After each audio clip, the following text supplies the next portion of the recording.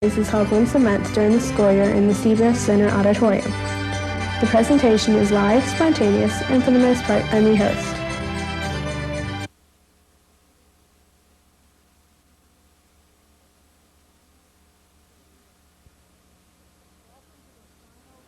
Good evening, and welcome to the final science series of the 1995-96 season. Today we have a very special speaker and a fascinating topic. Our speaker is Dr. Kathryn Thornton, an astronaut from NASA's Johnson Space Center in Houston, Texas.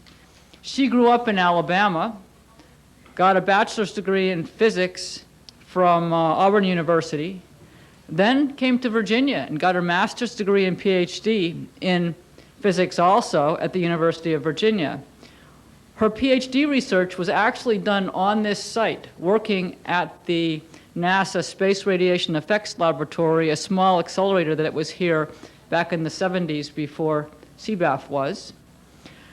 And then in 1984, she applied for and was selected to be one of the new crop of mission specialist astronauts.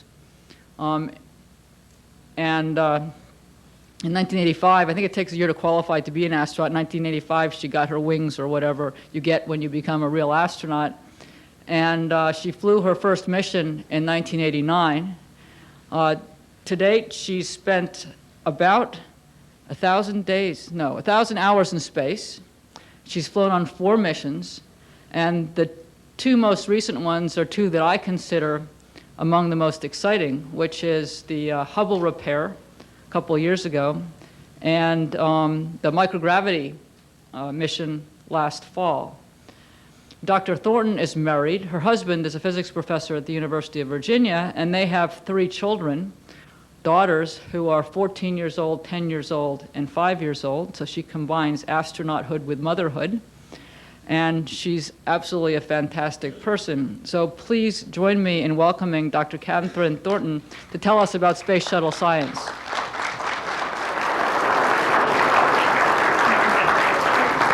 Thank you. It's always nice to be back in Virginia, and springtime is the best time of year to be here. So I really appreciate the opportunity to come here. I want to talk about a couple things. First, I would like to show a video, and these are home movies. You have to understand these are not professional productions from our space shuttle flights, because we are the cameramen, the directors, the lighting, and all that stuff. And I'll tell you a little bit about what we did on my last mission, which was the United States Microgravity Lab 2.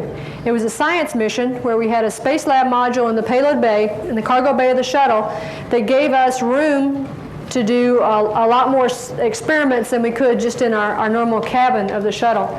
We get to it by a pressurized tunnel, which is a lot of fun to fly through. It's sort of like going through a luge. You can push off one end and just cruise down the thing, except it has a little joggle and a little bend in it, and that's I never figured out quite how to negotiate that hands-free. I could push up to get the upper part of my body to make that transition, but then my feet would flop over, and I'd always smack my heel against the backside of that tunnel. But it gave us a lot more room to move around in than other flights I've been on. Then I'd like to show you some slides, because the slides have so much better color than the video. And they're slides of the Earth. It's the way we see the Earth from, in the case of my last mission, from about 145 nautical miles above the Earth. And I think you'll enjoy those. And then we'll maybe look at a video from the Hubble repair mission. And depending on how time's going, we may fast forward through a little bit of that, because it's a little bit longer video. And I'd like to leave some time at the end for questions if you have any questions. So I think we'd like to start with the first video. Thank you. This was the flight that took 7 countdowns to get off last fall. The original launch date was September 20th. We launched on October 20th, and we were feeling a little rebellious that day, so we thought, just for luck, we'd go with the rally cap look. And it worked for us. We were told by our bosses on the way out of the pad that if you guys don't launch today, don't do that again.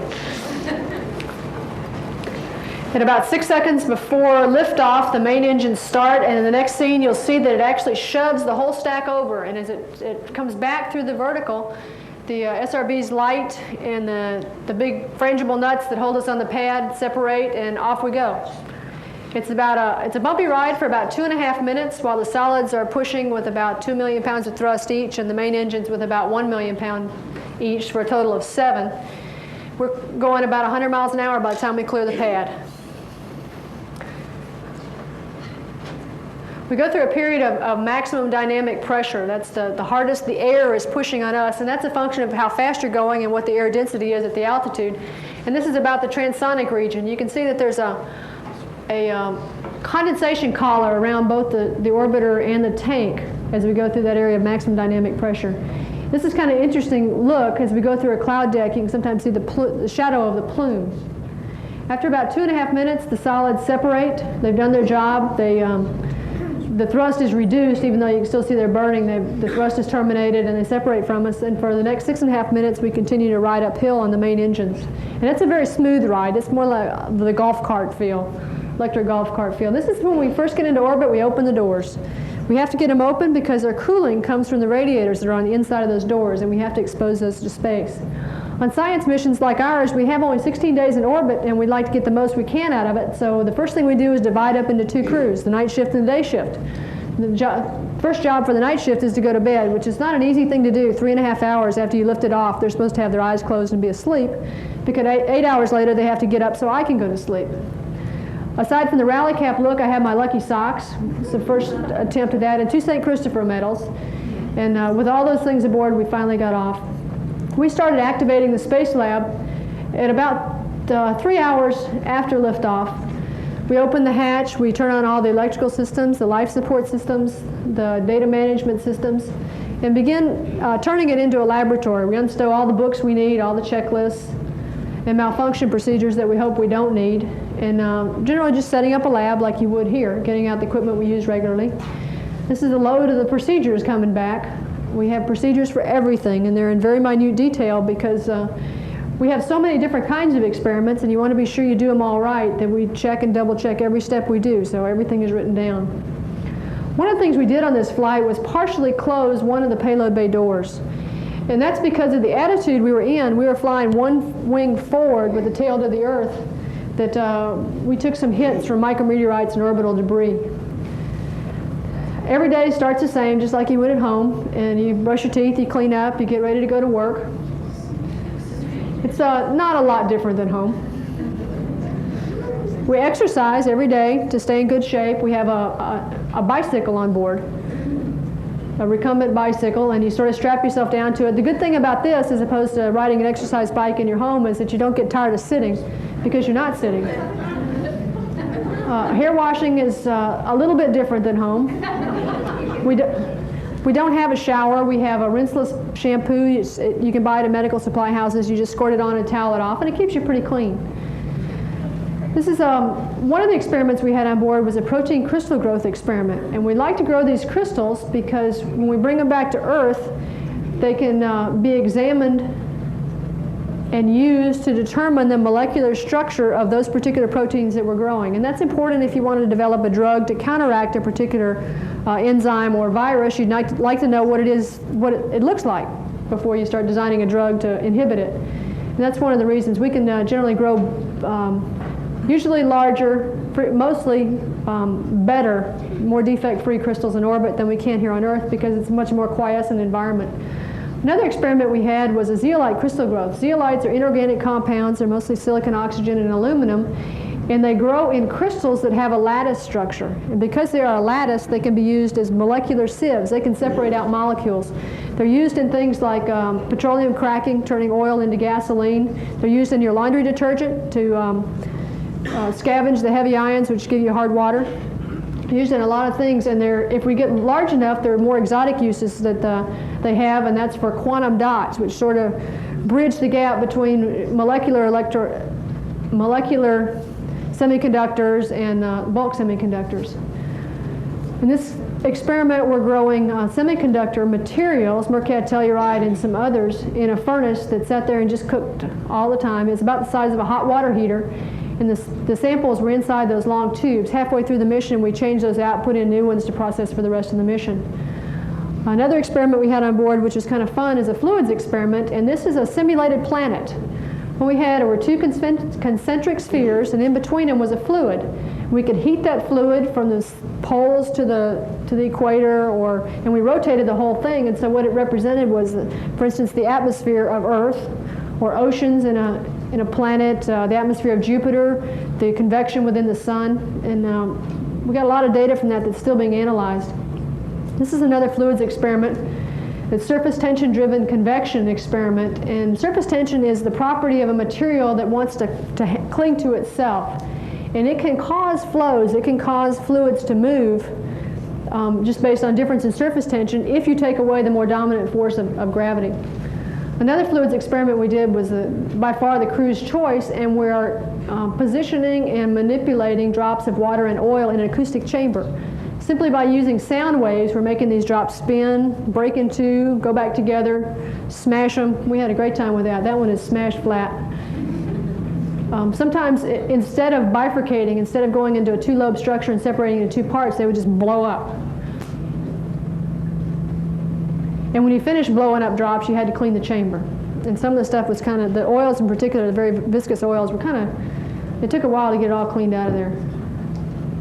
We would notice if we splattered a drop on the side of the chamber, it didn't really interfere with the area in the center that we wanted the next drop to go into, but it did perturb the acoustic field. So if we had a large drop splattered on the wall, we'd have to go in and clean it up. Another experiment that was fun to do was a combustion experiment. This is a drop of fuel that's suspended on a wire, mostly just to keep it in place, although it tends to want to walk on the wire a little bit. And what you're seeing here is the drop shrinking as the fuel is being consumed. We had a filter over the camera lens, so you couldn't actually see the flame front, but you could see the fuel being consumed and soot being produced. This is another view of it with a different filter, and what you can see is the fiber on either side of the drop getting hot. That was where the flame front is. We had a number of biological experiments on board. This particular one had about 264, and they're little tubes that are available for experimenters to use to process biological samples in space. They're multi-chamber tubes, so we can inject a starting solution and a fixative solution after a certain growing period and customize it for the type of experiment that someone wants to do. And it's a way to get a lot of experiments on board with very little crew time and very little space. We had another device called astroculture, which we were using to demonstrate that we could grow plants in a completely closed environment. So it can be used as research because any change to the environment was done by the plants themselves and not by us. So we grew potatoes in particular on this flight, and it'll be used for other plants in the future. When we're not doing experiments, we have a little bit of free time. We like looking out the window and taking pictures. You just never get tired of this. It's better than any movie you'll ever see, and it's going on night and day. You just stick your head in there and look. This is the west coast of the United States, and it's a little hard to see in some of, exactly what you're crossing. I think that's Lake Tahoe right there.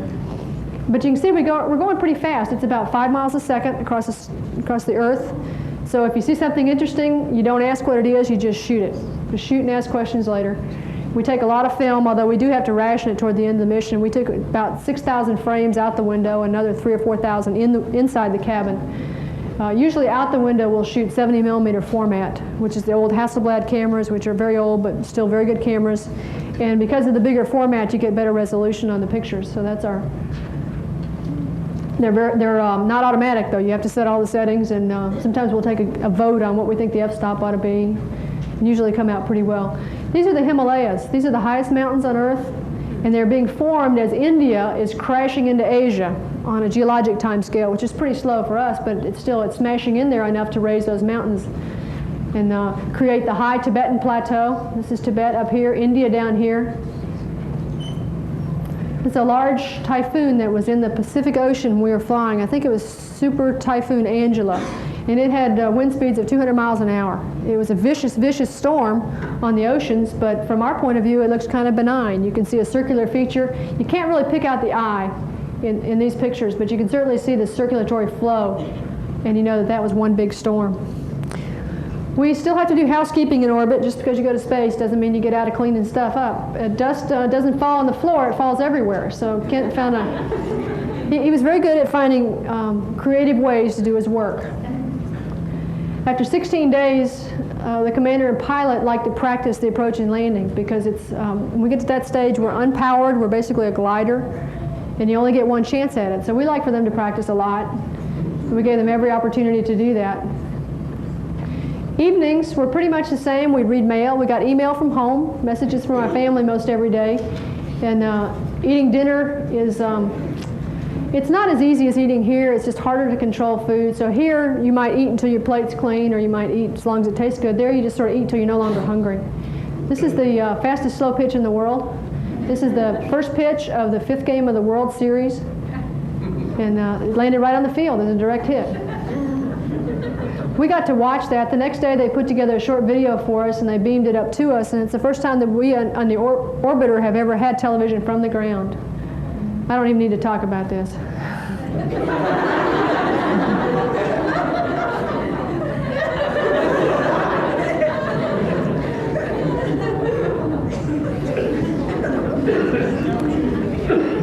As any pilot would, before you get ready to use the airplane part, they tested out all the flight control systems. So far, we've been a rocket ship, and we've been a spaceship, and now we're about to become an airplane. So they checked to make sure that everything moved in the right direction, that all of our jets were working, that the control surfaces were working properly. And we always do that the day before we come home. We did the deorbit burn over the Indian Ocean, and from then on, we are targeting to a particular runway in Florida. And as we come through the atmosphere, we leave a long trail behind us of plasma, and it can be seen. And that video was taken by somebody on his roof in Denver, Colorado, as we streaked over in the wee hours of the morning. We landed at the Kennedy Space Center, bringing the space shuttle back to where it launched from, which is always nice. It's nice to come home. The gear come down at about 300 feet. We touched down at about 200 knots, give or take 5. And after touchdown, there's a drag chute that's deployed, and that allows us to offload the brakes a little bit. Gives us some directional control and also some stopping, some deceleration.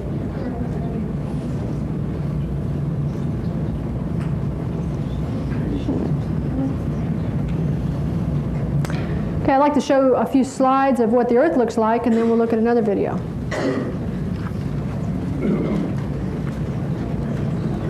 As I said, when we get time to look out the window, we do. That's a 70 millimeter Hasselblad camera right there. It's a little bit different than one you might have at home, unless you're a professional photographer. And you can see how grubby the windows get. We have to clean the windows. And there are only 4 of them that have real good Earth viewing capability, so a lot of times we'll be fighting. 7 people will be fighting over the 4 windows that we have. This is somewhere you might have been recently. This is Washington, D.C. This is the Potomac River. This is the Anacostia River coming in. You can see Andrews Air Force Base. Runways are very easy to pick out because they're linear features. The Capitol and the mall are right around in here. And if you get a good look at it, you can pick out a lot of the features of Washington. This is a color visible film. This produces pretty much what we see in space. This is roughly the same picture, although it's not the same attitude, of Washington with color IR film. We use this for scientists to look at it, and they can pick out things like different types of vegetation. It's used for determining land use in different areas of the world. And you can also pick out what is man-made in this picture. You can see the cities like that. In this case, here's the Potomac. This is south, so I'm moving along. And the mall, you can see it. Now you can see how the roads kind of fan out, the streets kind of fan out Washington like they really do. So you can pick out a lot of details with this type of film that you can't pick out with the normal color visible film we use. This is another comparison of that. This is Atlantic City, New Jersey. This is an ancient shoreline back 200 million years ago, or when the oceans were a little higher. What are these barrier islands right now? We're underwater, and this was the shoreline. And again, in another 100 or 2 million years, it may again be the shoreline. This is the same area, although again it's a little bit different attitude with color IR film. There's Atlantic City up here. You can really pick out what you couldn't see in that other picture, and this is a different type of vegetation growing in that marshy area. So there's an awful lot of details that will pop out with this, and I really like to shoot it because when you shoot a picture with the regular film that we use, the picture you bring back is not going to be any better than what you saw, and is generally not as good. When you shoot this film, you have no idea what you're bringing back until you see it. So it's like a second surprise when you get to see what came out on the film. It's a different part of the world. We say in a lot of cases that we were up there and we see this great big world and we're all neighbors and we don't see political boundaries. It's just one big planet. Well, that's not always true. This is a political boundary. This is Egypt and Israel, the Gaza Strip. And you can see there's a difference in land use on the Israeli side versus the Egyptian side. And it creates a very, very clear linear feature that is very easy to pick out. In fact, you can almost see a road along the Israeli side of it. The Israelis, as I'm told, are very, very good at drip irrigation, so you can see that they have a lot of agriculture in this area, whereas on the other side of the border, there's just not there. This is the Aral Sea. It's in Kazakhstan, I believe. This area has a lot of cotton farming. It became important in cotton farming about the time of our Civil War when we disrupted the world supply of cotton, so they thought they'd get in the business. And over the years, they have put a lot of chemicals down on the ground to increase their production. And it was no problem because the chemicals drained off into this infinitely large lake here. Well, in the last 10 years or so, this infinitely large lake is beginning to dry up. So all the chemicals that were in the sediment of this infinitely large lake are now dry, and they're blowing back on this populated area. And they're seeing higher rates of cancer in this area than in other parts of the country. I think that's in large part due to what was done years ago.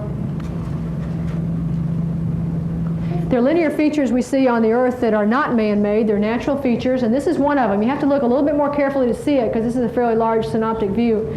But if you see this line that goes right here, and then later on it takes a little joggle and goes that direction, that's the San Andreas Fault. We can see that's a crack in the Earth. The Earth is moving right there. This is Point Reyes, California, which is very nearly an island now. It didn't used to be, but it's on the west side of the fault. The fault runs right through the city of San Francisco.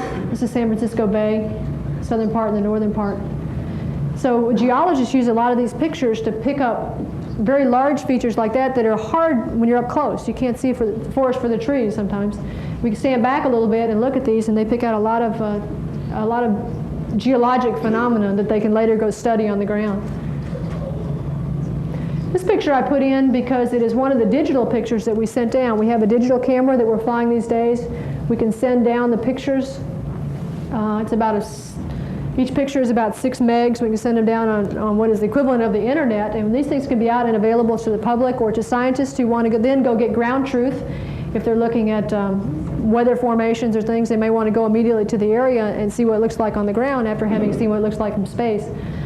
And so this is a technology that we're going to continue to fly and will be more important when we get into the space station era, when the film's not going to come back next week. It's not going to come back for 3 months.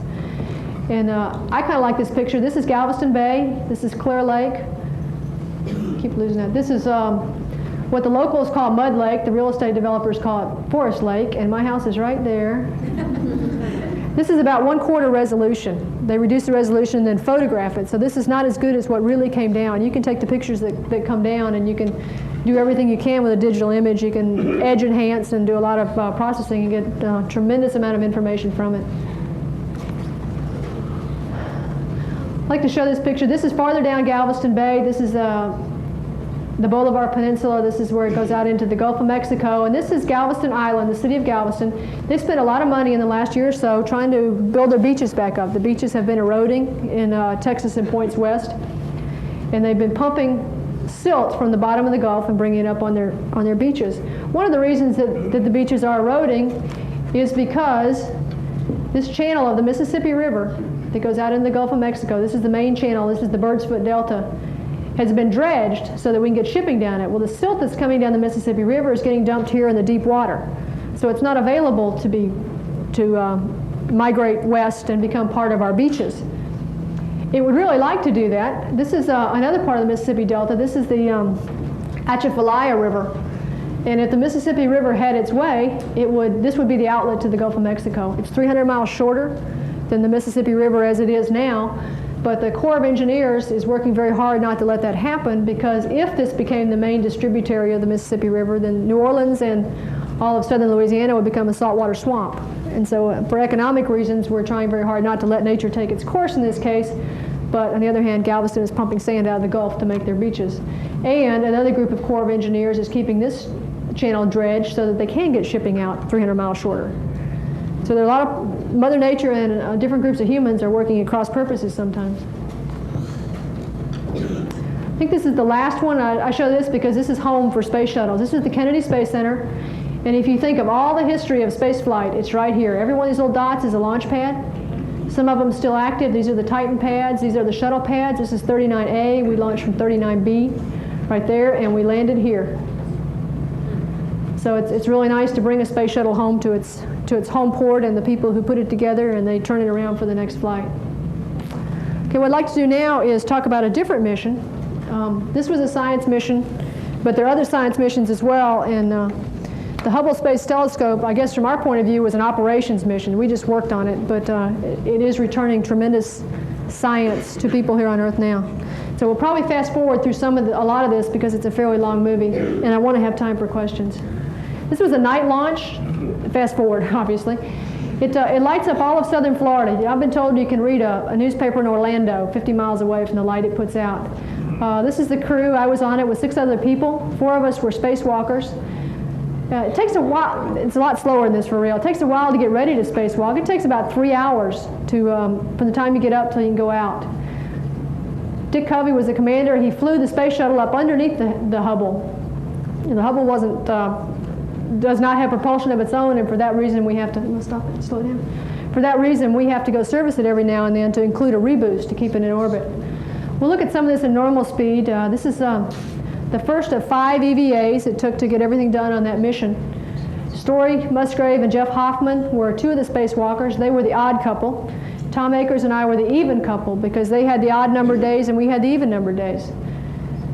On the first day, they opened the doors for the first time in the aft compartment of the telescope, and they were changing out some rate gyro units. There were 3 boxes, each have 2 gyros, and I think 2 of the 3 had failed, had some failure mechanism in them. So we changed those out on the first day because that was one of the more critical things. That was sort of life-saving for the telescope as opposed to getting better data. You can see with 5 people left inside, there's a lot of competition for those 2 back windows. You get lots of pictures of the back of your friend's head. We had the IMAX camera on there, which was took up a lot of space as well. The solar rays were retracted on the first day in preparation for replacing them. They roll in kind of like a double window shade. The stems are retracted, and then it rolls around a big drum. And the first one rolled in properly. The second one we knew had a bend in it. It had some damage over its lifetime in orbit. And the thought was that it was not going to retract completely, and in fact it didn't. We had no provision to bring these things home unless they were completely stowed. We just didn't have room in the cargo bay to bring them home unless they were rolled up compactly. And so, knowing that that did not retract, Tom and I knew that on the second EVA, our first thing we were going to do is go out there and throw that solar ray away. It's still up there, by the way. It's still orbiting the Earth, and there are predictions on when it's coming back, but I don't know when it is. Next 2 years, I think. Solar ray, obviously they don't have on-off switches, so it's still producing electricity as long as the sun is on it. So we had to break the electrical connections at night because we didn't want to break a hot connection. But yet we wanted to do the release in the daylight so we could see it move away from us and know that we had a good separation rate on it. So that's me on the end of the arm. I held the solar ray for a few minutes till we came to daylight, and then I just let it go, and the arm pulled me back. And it was floating out there just as steady as a rock until we did the separation maneuver to get us away from it. And then the jet plumes hit it, and it began flapping just like a bird.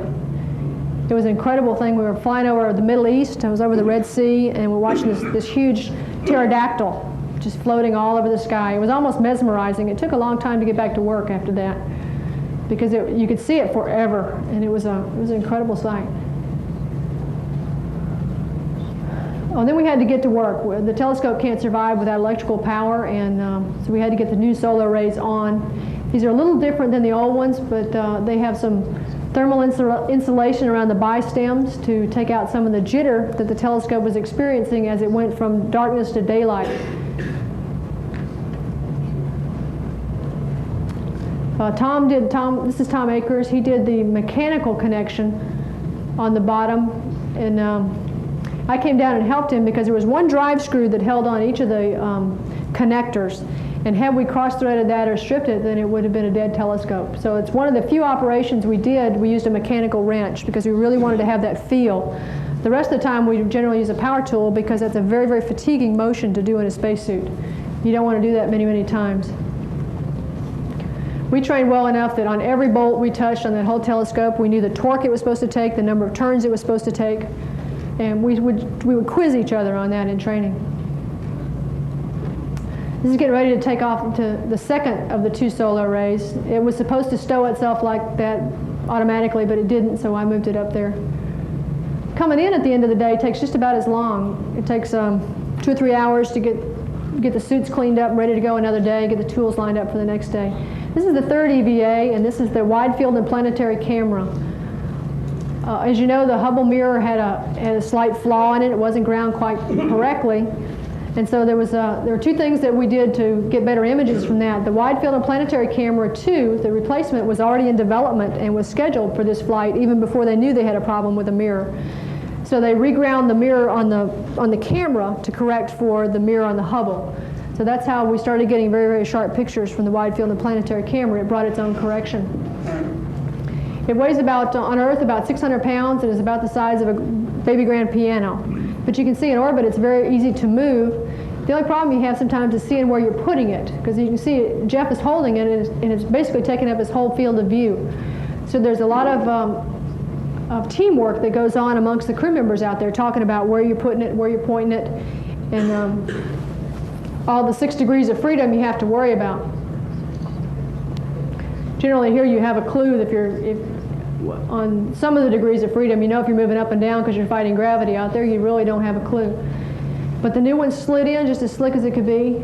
We were really concerned at times about the clearances, because when we talk about moving things around in space, we talk about clearances on the order of feet. When optical scientists talk about clearances, they're talking about half an angstrom. So we had a lot of discussions about what was the proper way or proper amount of clearance to allow us to get it in. But as it turns out, everything worked wonderfully. Fourth day, we put in the COSTAR. COSTAR stands for Corrective Optics Space Telescope Axial Replacement. And what that means is we took out one of the axial instruments in the bottom of the telescope, sacrificed it, brought it back home, and in its place we stuck something roughly the same size and shape that had little tiny mirrors in it that after we left were commanded out into the optical beam, and those mirrors had the correction for all the other scientific instruments in the bottom of the telescope. It's about 700 pounds on Earth, as I remember, and about the size of a phone booth. It's really a big thing. The mirrors themselves are about the size of a nickel. What they did with all that extra room, I'm not quite sure. But in this case, I'm on the arm and I'm pulling the COSTAR out of its storage and getting ready to install it. When it started putting it in the telescope, we had a clearance of about 1 inch, top to bottom. So I couldn't be off more than a ½ inch either direction or I'd bang it on something, and we weren't supposed to bang it on anything. It wasn't supposed to be touched. So we do everything painfully slowly. This video, even though we're not fast forwarding it here, is fast forwarded. It's about maybe 3 times normal speed, because you get very bored watching us do it in real time. It was a very slow operation. Story decided that he was getting a lot of feedback in his comm system, and since he had no hair, he thought it was feeding from his mic into his earpiece, so he gray taped it to his head in that picture. This is Tom Akers inside the telescope, and he's giving me directions on how to get it in. You can see on the bottom, this is the COSTAR going in the bottom of the telescope, which I can't see. It's a very tight clearance. And one of the discussions we had before the flight is, okay, which side's the front, which side's the back? Am I like moving a refrigerator, or am I moving a TV? So we have to, because there is no reference up and down from gravity, we had to sort of develop a vocabulary and be very careful to stick to it. Another thing we did was add some memory to a computer on board. Like all of us with age, it was losing some memory, so we added a coprocessor to it in this operation. You can see when you try to get back in the airlock and you got junk hanging all over you. It's just like an octopus. Everything reaches out and grabs and hangs on something. One of the things we're working on at the space station is coming up with a better way to carry all the tools we're going to need, because you can see how encumbering it is to have all your tools in front of you, which is your workspace. And you can't just put them in your pocket, because there is no pocket. You can't get to it. The middeck was our living quarters as well as our workshop, and at the end of every day we had to fold up the suits, stuff them in the airlock to find room to sleep. We did a little procedure up there that wasn't planned. There was some boxes on the Hubble whose insulation was peeling off, so after one spacewalk we brought in some insulation, and the flight crew put together little boxes that were then strapped over the ones outside using just regular tie wraps. So they say it really is true that everything you need to know you learned in kindergarten, because they did cutting and pasting and all the things that the kids really like to do, and they enjoyed it. This is I guess it's the last spacewalk. Story and Jeff deployed the new solar arrays. Everybody held their breath to make sure that they were in fact going to roll out. And they did a lot of a lot of the other maintenance of the telescope, replacing a lot of the black boxes that had failed, needed to be replaced. It was really nice that the new solar rays went out just perfectly, except when they got to end of travel. It was kind of neat. They kind of sprung and torqued a little bit. And we asked the ground if they'd expected that, and they said, oh yeah, but I don't think they did. And this is the last day of the spacewalk. We knew that everything that we had control over had worked well. They did aliveness checks on all the instruments after we had put them in, and everything was working, but the real proof of the system wasn't until the pictures came back about a month later. So we kind of had a mini celebration in space, but it wasn't a mission complete until January 16th, I think, when the first pictures were released. Here, why don't we stop it here, and then I'll take some questions. Okay, that's a short version of that film, and I'll be glad to answer some questions if you have any. Yes? In your Jefferson Hubble Telescope, did you ever try to at the gravitational, you might get close to St. Paul? Too close to what? To gravitational pull of Earth. Did I ever feel afraid I was going to fall off? No, I really didn't. We're always tied on. We have a tether that attaches to us and attaches to the space shuttle, and we always do that, except on missions where they've had the special jetpack that allows them to propel themselves. But there's not really a sensation of falling. The only time I felt like I was really high was when I was above the payload bay. Not when I was 300 miles above the Earth, but when I was 40 feet above the payload bay, I felt like I was pretty high. Yes? What happens when you're repairing the Hubble? What happens if you let go of something? Could you go out back in space and retrieve it? Yeah, what happens if we let go of something? That's a very good question. We had a couple instances where some things got away from us. We had, one of the boxes had 9 connectors on it, which are these little big things that are on the back of your computer with those little tiny 3mm screws. And some of those things got away from us, and they did chase them. The guy on the arm chased it. You know, he said, I want to go down, and the arm driver took him down, and he caught it. And one other time we were getting ready to come in, we sort of had a load of stuff all bundled up, and it got away, and we chased it with the arm, and we chased it with the orbiter, and they finally caught it at the end. If it's something that we really need to get back, like a person, if somebody fell off for real and was detached, we would go back and get them. You can rendezvous with them. If it's something else, we would more than likely just do a separation burn to get away from it, so we wouldn't recontact it.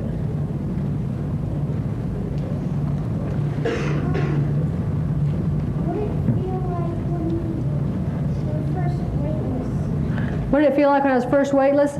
It feels a little bit like when you're going over the top in a roller coaster, but it only lasts for about a second.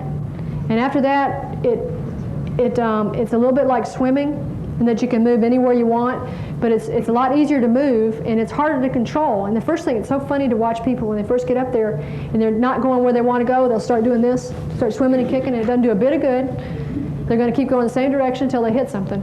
And you learn that after a while. You see people after 2 or 3 days, and they're not doing that anymore. They're just using their hands, and if they float away from something, you just wait till you hit something else.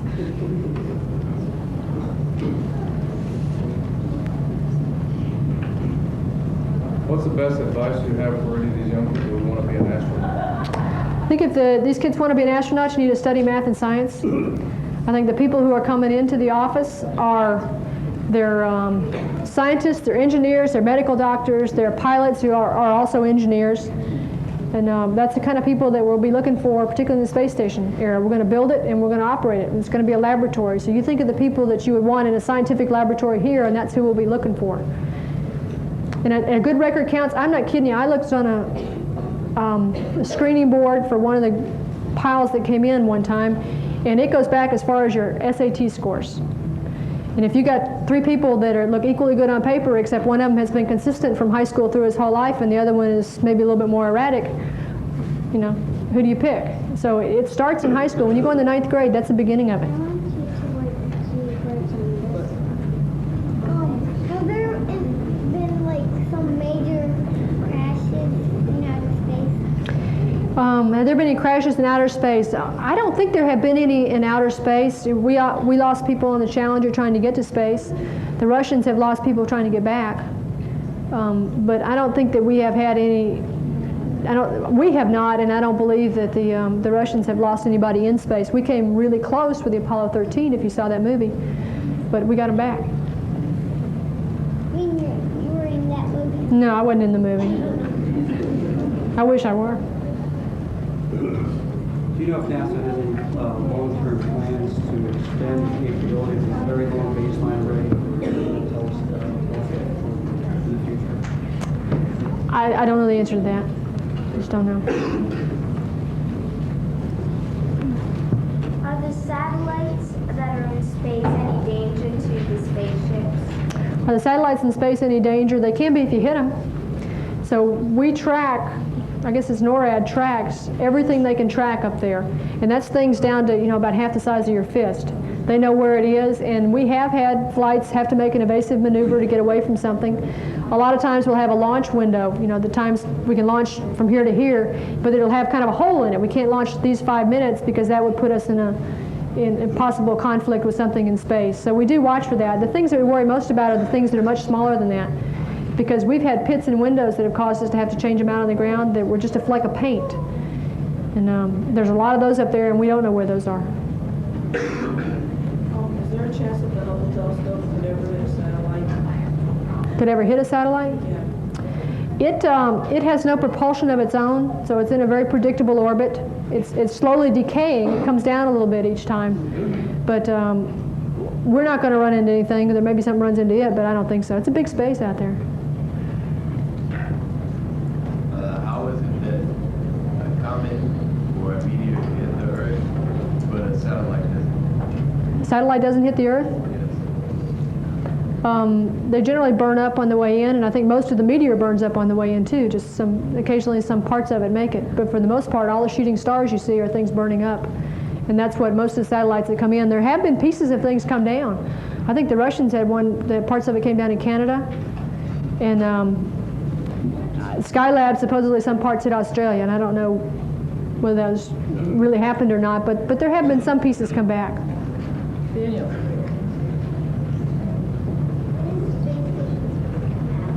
When is space station supposed to come out? The first launch is going to be U.S. purchased Russian hardware, and it's in November of '97. The next month, on the space shuttle, we'll launch the first piece of U.S. launched hardware. And then about every month or so, from then until about 2002, we're going to be putting up parts of it. What happens if you get hit by something in space? If you get hit by something in space, it depends on how big it is and what your relative velocity is. We're moving fast, and it's moving fast. And if we're coming together head on, then that's a very high relative velocity, and it can do some damage. But we try to watch out for those things. If something gets messed up, do you just let it go, or do you try to fix it again? You mean something like, Messed up accidentally? you mean like experiments or things like that? Yeah. If experiments get messed up, if we can, we try to redo them. Some of the things we could do that with, like the drops, if we hit the wrong button and splatted one of those drops, we just make another drop. It's not a big deal. Some of the biological experiments, was obviously one time. And mistakes happen. You have a long trip like that, and you get very tired, and we try to be as efficient as we can. Yes. Okay. What type of training did you receive to be an astronaut? What type of training did I have to be an astronaut? I mean, once I got there or before I got there? Once you got there. Once I got there. The first year of astronaut training is a lot of fun. You do it as a group. We come in what we call classes. We refer to each other by class. And for those of us who were not pilots, we got not pilot training in T-38s, but we're crew members in T-38 jets, high-performance jets. Because of that, we had to do land survival school and water survival school, which are just camping trips. They were a lot of fun. And we didn't get to do parachuting, but we did some parasailing to learn how to do the correct parachute landing fall, because if you don't, it hurts very badly, and I can vouch for that. And we did a lot of classes in orbiter systems, so we know how the space shuttle works. And we also had classes in the types of payloads that we might expect to fly. At that time, when I came in, we were launching a lot of communication satellites. They were usually on 1 or 2 or 3 different types of upper stages. So we had a payload assist module, we had the inertial upper stage, those types of things. And we also had classes on the science that is done in space. And that's just sort of our initial orientation into the astronaut office. And then when you get assigned to a flight, you specialize more in what you're doing, particularly on that flight. Could you name 1 or 2 upcoming significant experiments that you expect to see that are already planned? Experiments or flights? Experiments. experiments. The ones I know about are pretty much continuations of the ones that we did. We had one called colloidal order disorder, C-dot. I forgot what T stands for. But what it was little plastic spheres in a liquid, and we had different concentrations, and they were looking at how those spheres would form. We mixed them up a lot, and then how they would form either a glassy state or a crystalline state. And there were predictions on when that would happen, and what that is looking at is the mechanics of crystallization. These are non-interacting spheres, so we're just looking at physically, how they fit into the right lattice structures, and they found some really interesting things with that. They found some dendrites growing that you could see with your eyes. It was amazing. And there's a follow-on experiment to that called phase, and I'm not sure, physics of hard spheres. That's going to fly next year, and the son of that will fly on the space station. The combustion experiments are going to be much more evident in the next Space Lab flight, which I believe is June of next year. I think they're going to have experiments where they no longer have to suspend the drop on a fiber, which perturbs your results just a little bit. You no longer have a real sphere. You have a sphere, but then it necks out on the fiber, and you have to worry about heat transfer and stuff like that in the fiber, and they're going to actually float some drops and burn them up. There's a lot of life sciences experiments going on a mission in June of this year, and I don't know particularly what they are, other than glad I'm not on that one. What colleges are your colleges to attend if you are pursuing a career in the NASA program? What colleges would you want to go to if you want to be an astronaut? There are certain ones that have the most number of astronauts. Some of those, like Purdue, has that because they have a lot of the military go there in graduate school. The military academies are high. I think MIT, Stanford are high. University of Colorado, I think, has a fair number. Auburn has 6. I went to Auburn. Roll Tide. They have 0, by the way.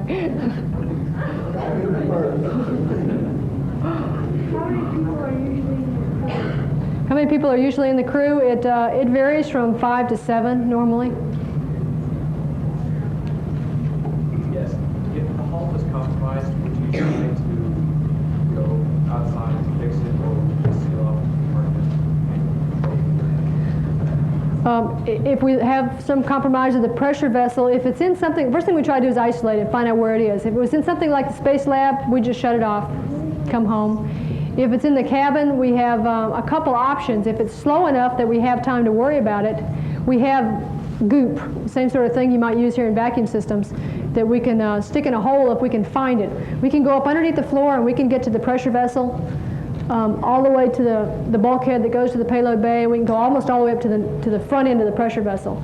So we can look in a lot of places. If you found a leak, or you had a leak, you'd probably expect it to be in one of the feed-throughs where there's a penetration of the pressure vessel. That's one place we would look. If the leak is fast enough, we just close the doors, do a burn, and come home. We're going to do about 3 more questions. 1, 2, 3. Okay. What are some of the medical concerns you have during the mission? Medical concerns during mission, there are a number of them. There's adapting going up and adapting coming home, which are 2 of them. When you go up, several things happen. One of them is that the fluid that's in the lower part of your body redistributes, and you feel kind of lousy. You got a headache and a full head for a few days. That goes away. You're also, your inner ear is giving really bizarre signals to your brain because it doesn't know and your brain doesn't know how to interpret this, because what your inner ear is telling it is not what your eyes are telling it. And you can make yourself sick here on the ground if you can create that environment. And we're looking for ways maybe to help people to adapt to that before they go, because that takes a day or 2 sometimes to get over it. They're worrying about loss of calcium. Our bones continue to lose calcium during space flight. Worry about cardiovascular deconditioning, where your body, your heart in particular, sort of gets out of shape because it's not having to work very hard. That's just a few of them. There are others that people are looking at. The immune system is depressed in some cases, and in a lot of cases they're using us as a laboratory to study the same sort of conditions you might have here on Earth. For instance, osteoporosis. I've read that an astronaut in 8 months of space flight loses about the same amount of calcium that an average person loses from ages 50 to 60. So what we are in orbit is an accelerated case of osteoporosis that can be studied. What degrees do you have to get to be part What degrees do you have to get to be part of NASA? Well, first of all, NASA is a really big place, and there are lots of different jobs. But if you want to be an astronaut, most of them are in engineering, science, medicine, mathematics, and those are the predominant ones. Most of the civilians that come in, the scientists, have PhDs or MDs in those areas. Last question. Why did you want to become an astronaut? The best question. Yeah. Why did I want to become an astronaut? You know, I thought it was a challenging career and something where you get to learn something new every day. And it really is, because every mission is different. So every single mission I get to start over and learn something, and I think that's kind of fun. Besides floating around in space is neat. Thank you very much, Dr. Thornton.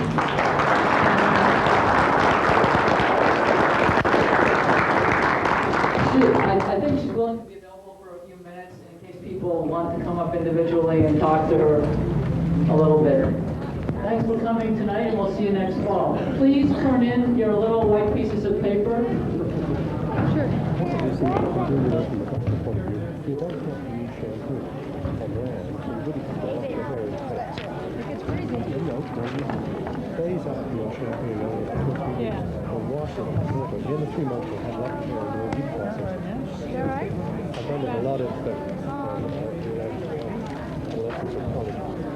I've heard people talking about phasing out shampooing, but that was before we had anything, and now we have something that's workable.